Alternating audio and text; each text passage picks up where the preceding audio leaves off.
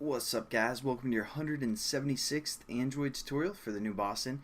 And we're getting close to actually, putting our triangle on the emulator there so we can see it. We basically have set up everything that we need for a triangle class. So we're just gonna, go over to our renderer class because this is where all the magic's gonna happen.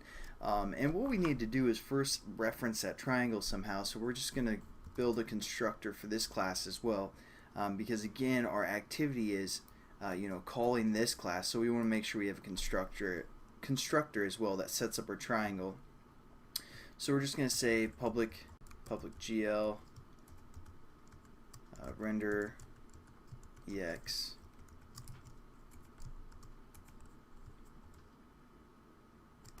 and then all we're going to do is set up our triangle within here, and you got to make sure you spell it right, obviously. And so we want to set up a triangle instance as well. We're going to set this to be private.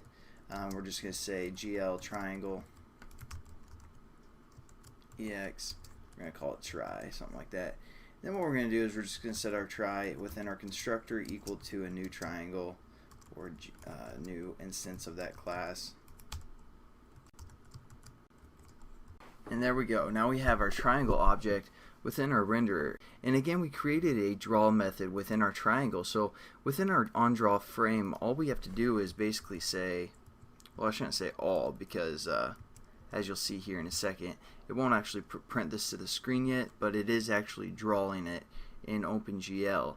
So what we're going to do is we're going to refer to our triangle and just say dot draw, and we're going to pass in again the GL10 object that we're being passed in within this method. So it's pretty simple. Again, we get this GL object that's being passed in, and we just pass that into our triangle to create our triangle and set it up and all that good stuff.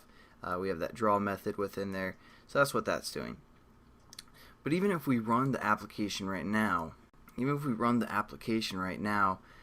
we just get all red. We can't see anything. We don't know where our triangle's at, all that good stuff.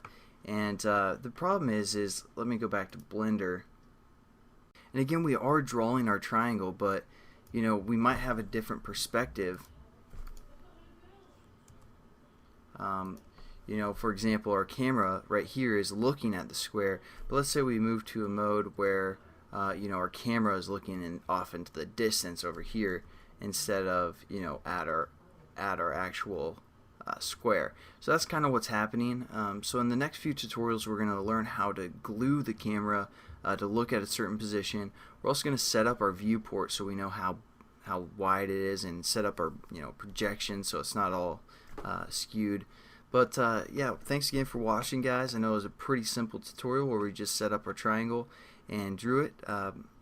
But again, hopefully you guys understand a little bit more about the GL, just because it seems like it should be printing to the screen, which it is, but we can't actually see it because we don't know where our camera is looking and all that good stuff. So I'll catch you guys in the next tutorial. Hope you have a good one, and see you later. Alright, and also because we didn't really talk about too much, I'm just going to add a little bit more to this tutorial. So what we're going to do is we're going to basically when we create a render of some sort, or a GL, OpenGL, class, it loads it with some default stuff that might even hinder performance. So we're actually going to give us some space within our onSurface created, and we're just going to say gl.disable, because we don't want everything that they give us. Sorry, it's GL disable. And what we're going to disable is the dither. So we were going to relate to the GL10 class dot GL underscore dither, and that's just going to speed up our performance a little bit, and not worry so much about the quality, but worry a little bit more about the performance.